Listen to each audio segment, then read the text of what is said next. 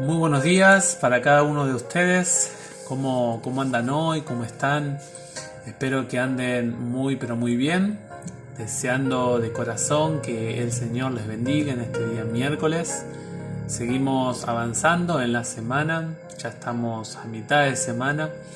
Y queremos extenderles desde el canal Enseñanza Bíblica un fuerte abrazo, como cada vez que nos comunicamos lo hacemos, y deseándoles que Dios les bendiga, que Dios sea con cada uno de ustedes.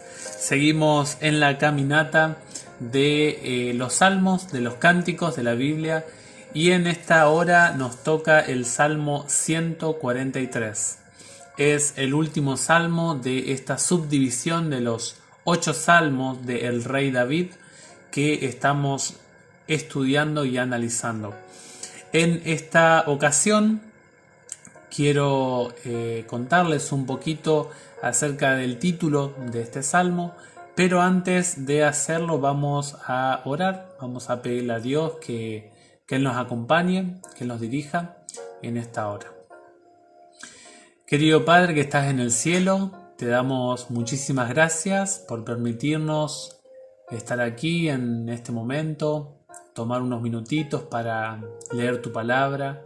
Queremos darte las gracias por darnos esa hermosa oportunidad. Queremos pedirte que la podamos aprovechar. Y Señor, gracias porque tenemos también el modo de llegar a nuestros amigos, a nuestros seres queridos, que puedan, oh Dios, también ellos ser bendecidos por la lectura, por el estudio de este salmo. Acompáñanos en este día, te lo entregamos en tus manos, en el nombre de Jesús. Amén. Muy bien, el título de este salmo, salmo número 143, le puse auxiliado por su misericordia. Ese es el título porque todo el clamor y la seguridad, la garantía de la ayuda del Señor en este salmo no se basa en el salmista, no se basa en los enemigos del salmista, sino que directamente se basa exclusivamente en la persona de Dios. El salmo tiene como protagonista a el reclamo, a la petición asegurada en la persona de Dios, en su bondad, en su amor y en su misericordia. Este salmo es una súplica para obtener dos cosas. Es un salmo que por un lado pide liberación, pide libertad el salmista, pero por el otro lado también pide conducción, pide dirección, que no sea dejado al abandono, que Dios le ayude en sus elecciones. De estos 4 salmos que hemos estado estudiando, este es el último que estamos viendo de los 4 salmos, es el final de la lucha. Se nota en este salmo un agotamiento físico y emocional. Es una persona que ya no tiene fuerzas para luchar en la situación en la que se encuentra. El enemigo de este salmo, de este salmista, le ha quitado la vida y esta persona se siente avasallada, se siente superada por la situación que está pasando. Tiene una preocupación, se percibe en el salmo, una angustia de las elecciones que va a tomar. Por eso es que en varias porciones de este salmo el salmista le pide a Dios que le guíe, le conduzca en su andar y en su caminar. También este salmo nos muestra de que el salmista anhela conocer la voluntad de Dios. Y esto es algo muy importante porque demuestra de que el hecho de querer conocer los planes que tiene Dios para el salmista demuestra que hay una confianza mayúscula en que Dios lo librará de esa angustia. El salmista, al querer saber el plan de Dios, tiene la seguridad garantizada de que Dios va a darle el bien, porque Dios es bueno. Sabe que Dios va a hacer lo imposible para destruir, para aniquilar, para tratar de erradicar a los enemigos del salmista. Y un elemento importante del Salmo 143 es que el salmista o el salmo se le puede llamar un salmo penitencial, un salmo que indica a un pecador arrepentido. Se palpa en este salmo una enorme demostración de arrepentimiento. Por eso se le llama un salmo penitencial, es decir, un salmo que muestra, que destaca una persona arrepentida. Este salmo tiene dos partes solamente.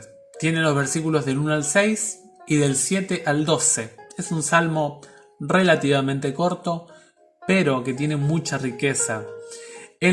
Ustedes van a ver, no sé si le prestaron atención cuando lean este salmo. Fíjense en que entre el versículo 6 y el versículo 7 hay una palabrita llamada o escrita, en mi versión dice pausa, que ya está traducida.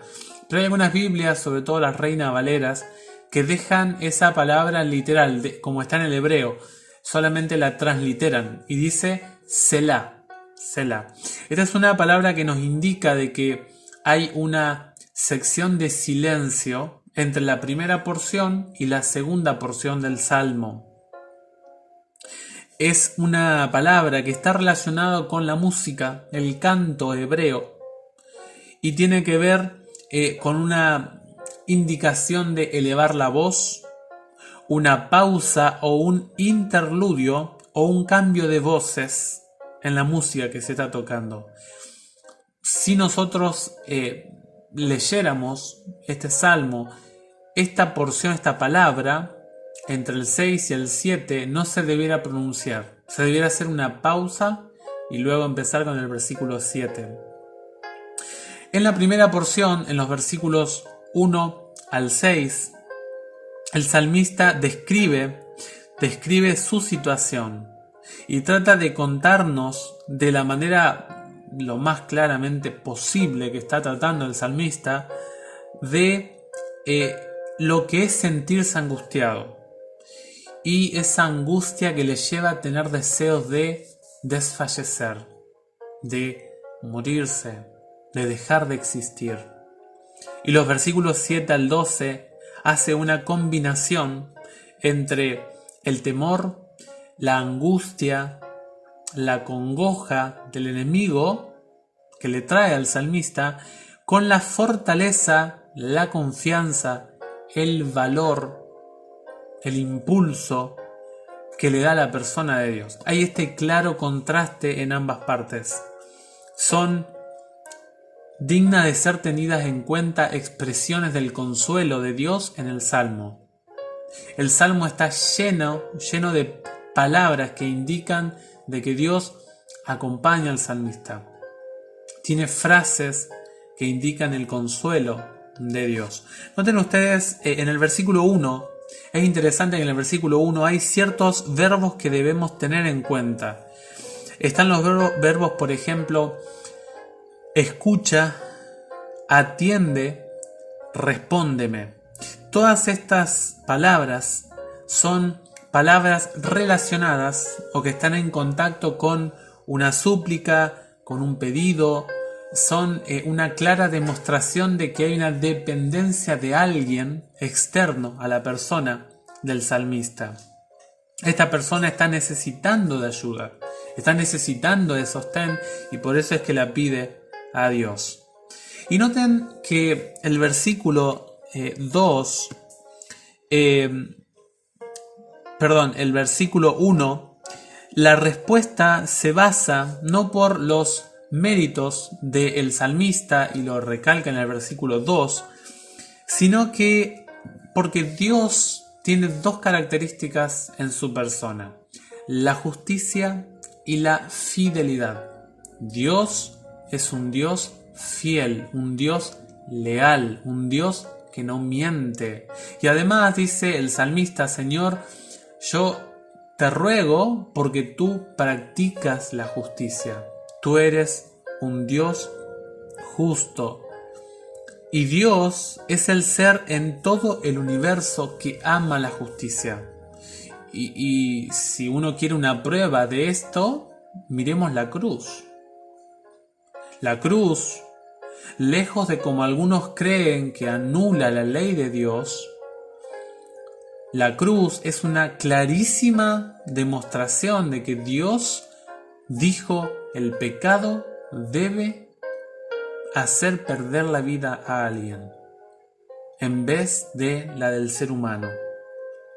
Y el plan de vida de Dios es que el ser humano tenga una vida ordenada en cuanto a lo moral. Dios es un Dios por excelencia moralmente perfecto. En el versículo 2 se habla del juicio. Generalmente no nos gusta hablar del juicio, pero saben, la Biblia dice que en nosotros no hay justicia. En nosotros, la Biblia dice que hay una justicia, el profeta Isaías la califica como trapo de inmundicia. La justicia, es decir, las acciones que implican justicia para el que está siendo tratado con injusticia, ante los ojos de Dios, esa aplicación de la justicia es inmunda. Y el ser humano en esa condición no puede ir ante el juicio de Dios por sus propios méritos. La Biblia dice que cuando uno mira su propia justicia está perdido, porque no hay justo ni aun uno, dice la Biblia. Nadie. Todos los que hemos nacido en esta tierra somos seres injustos. Y aquí cuando uno habla con la gente, por ahí se da algo interesante con la gente, porque escucho muchas veces cuando hablo este tema con las personas acerca de lo que es la justificación por la fe. No vamos a hablar de esto, pero esto nos muestra este versículo 2, que la gente dice o se considera, se autocalifica como buena, como mejor que el otro, que hace algún pecado o alguna acción tratando de encontrar una justificación para su mal accionar. Pero la Biblia dice que nosotros tenemos un problema, y ese problema se manifiesta desde que hay concepción de vida en el vientre materno. Hay varios textos que lo declaran. Por ejemplo, el Salmo 51. Dice el salmista: en maldad, en pecado me concibió mi madre. Y esta naturaleza nos imposibilita no somos autosuficientes para presentarnos ante el juez del universo.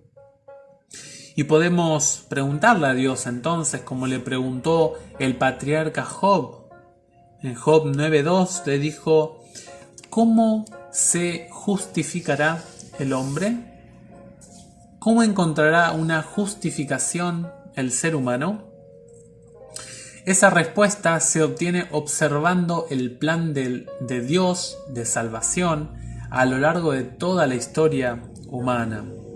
Este plan de salvación tenía ciertas estipulaciones o ciertas condiciones que, por un lado, hacen de que Dios sea el justo. Dios se manifiesta por medio de la justicia. Por el otro lado, justifica al que es de la fe de Jesús. Y allí se ve el acto de misericordia de Dios. Es decir, que el plan de salvación, eso está en Romanos 3:26, es decir, que el plan de salvación tiene un esquema doble: mostrar una faceta de justicia de Dios y una faceta de misericordia de Dios. Solo se encuentra ayuda y justificación para la raza humana en la persona de Cristo Jesús. No hay otra. No hay otra opción. Por eso dice: no llames a juicio a tu servidor, porque ningún ser viviente es justo en tu presencia. Es decir, que ante la presencia de Dios nadie puede calificarse como justo. El versículo 3 nos describe algo acerca de la muerte Es interesante que la muerte aquí se compara con una condición subterránea, con una condición de tinieblas, de oscuridad. La muerte para el salmista, como muchos tienen por allí la idea de que es un lugar de luz, un lugar que me va a la presencia de Dios, cuando uno mira la descripción que hace el salmista, declara que la gente que ha muerto ya ha descendido a las tinieblas. Es decir, que el destino de alguien que fallece, alguien que pierde la vida, alguien que le es quitado el aliento de vida, quiere decir de que va a una zona descrita por el salmista como de tinieblas. La muerte, lejos de llevarme a la presencia de Dios, llevarme a la luz de Dios, el salmista declara que la muerte me aleja de la presencia de Dios. El versículo 4 habla de que los dolores externos lastiman al salmista. Y esos dolores externos le quitan la vitalidad, lo van secando, por así decirlo.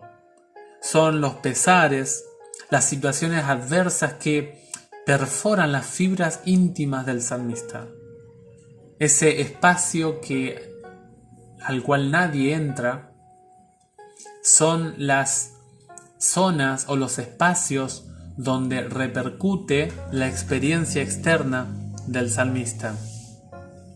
Cuando hablamos de dolor del corazón, hablamos de un dolor mental, de un dolor emocional, donde hay sensaciones, donde hay sentimientos.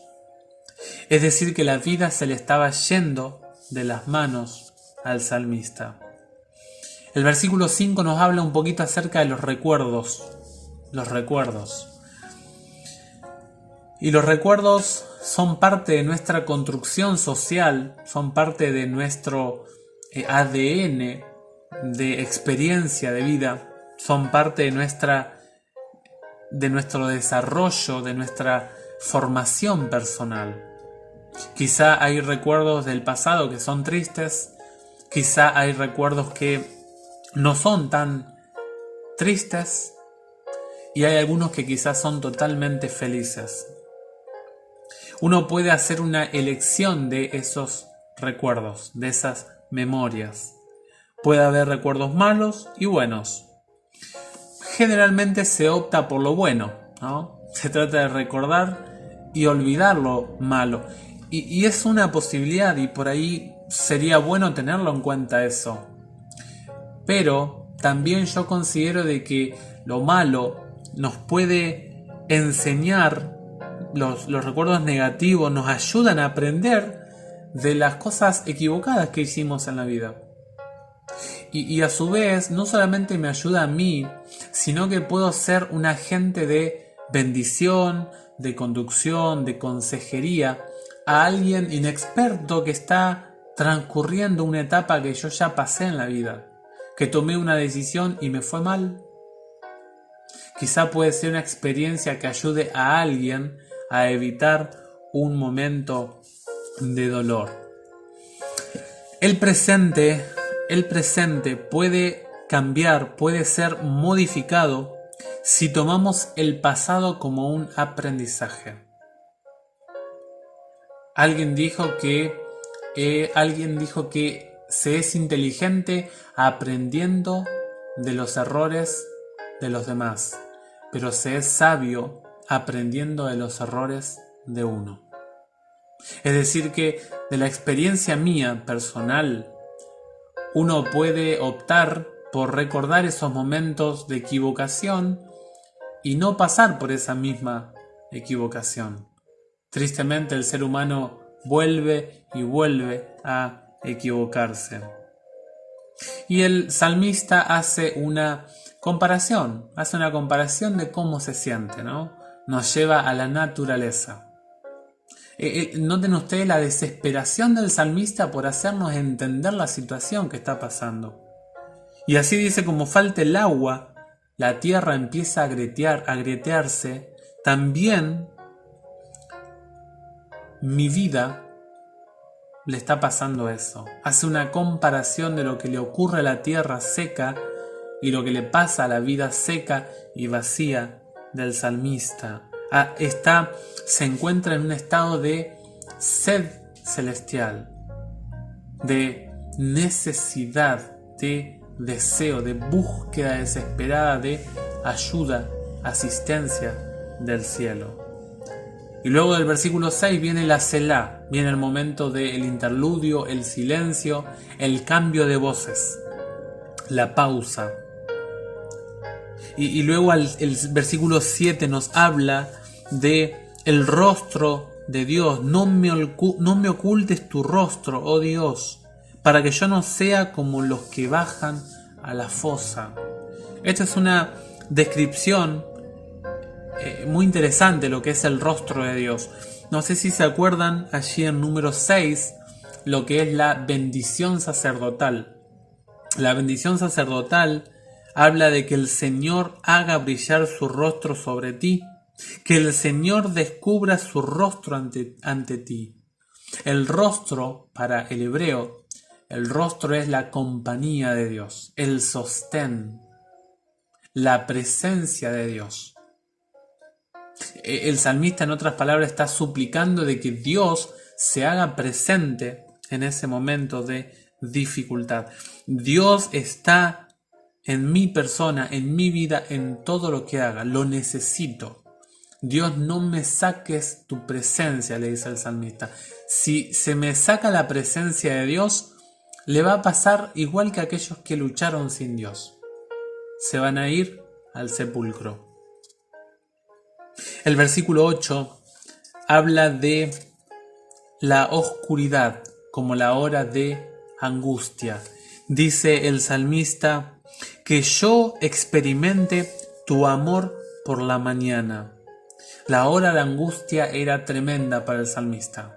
Él estaba pasando por una situación cargada de oscuridad y de lobreguez.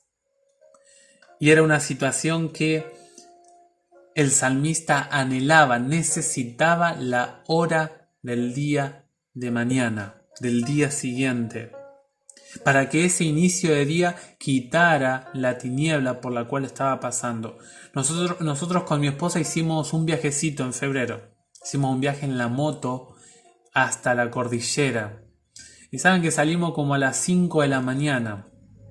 Y era de noche. Y cómo anhelaba yo, que estaba manejando, de que amanezca, para ver un poco más el camino. Ese deseo de que, así como el amanecer quita la tiniebla, el salmista buscaba que Dios le permitiera llegar a la mañana siguiente. Quería experimentar el amor, la bondad de Dios. Quería que ese momento de oscuridad ya acabara. Y qué lindo, yo no podía ver porque estaba manejando, pero el amanecer empezó a llegar y el camino se puso más claro. Y llegó a salir el sol y llegamos a destino, gracias a Dios, tranquilamente. Qué lindo es, cuán apropiado es la primera hora del día para la comunión, para la devoción personal, para pasar un momento exclusivo con el Dios de los cielos, poder pasar un momento de charla, de compañía con Dios. Y así empezar el día con gozo y con paz. El versículo 9 nos cuenta un poquito acerca de la palabra refugio. Refugio. Tiene dos elementos relacionados a esta palabra. Por un lado tiene que ver con el ataque de los enemigos. Tiene que ver con el alcance de los malvados en la vida del salmista. Pero por otro lado tiene que ver con el anhelo de protección de alguien. De que alguien lo asista. De que alguien venga en mi auxilio. Y en este caso el salmista recurre a Dios. En el versículo 10 hay un reconocimiento sincero. Yo por eso digo que David tenía un corazón especial. El rey David tenía muchos errores, cierto. pero tenía una capacidad de orar, una capacidad de hablar con Dios, una sinceridad, una honestidad que muy pocos la tenemos. Él hace un reconocimiento. Él muestra que no conoce la voluntad de Dios. Se muestra como alguien que necesita ser enseñado, alguien que desconoce los designios de Dios, pero que mira a Dios y ve a Dios como un maestro, como alguien que le puede enseñar con paciencia y con un arduo deseo, una constancia constante, valga la redundancia. Y lo más importante es el deseo que tenía el rey David de aprender. Enséñame, oh Dios, a hacer tu voluntad. La disposición a ser enseñado. Para lograr esta actitud se precisa humildad y ser honesto, sincero con uno mismo. Finalmente el versículo 11 y 12 cierra el Salmo. En el versículo 11, que él hace, aquí el salmista hace un reclamo a Dios y da el porqué. No basa ese reclamo, esa petición de la promesa de Dios en su persona, porque nosotros, en el versículo 2 ya lo vimos, no hay nadie que tenga justicia en su vida propia. No se basa en la persona suya, sino en la persona de Dios. Y específicamente habla en el amor al nombre del Señor. El nombre del Señor hace alusión a la reputación de Dios o las cualidades del carácter de Dios. Y cuando Él reclama esa promesa en el nombre del Señor, es importante esta frase en el nombre del Señor, porque evoca dos elementos. Indica que el suplicante, David en este caso, se somete a la voluntad de Dios. Él se hace un siervo, un ser sumiso a Dios. Y el otro punto es que está dispuesto a permitir que sus dificultades personales se pierdan en el programa superior de Dios.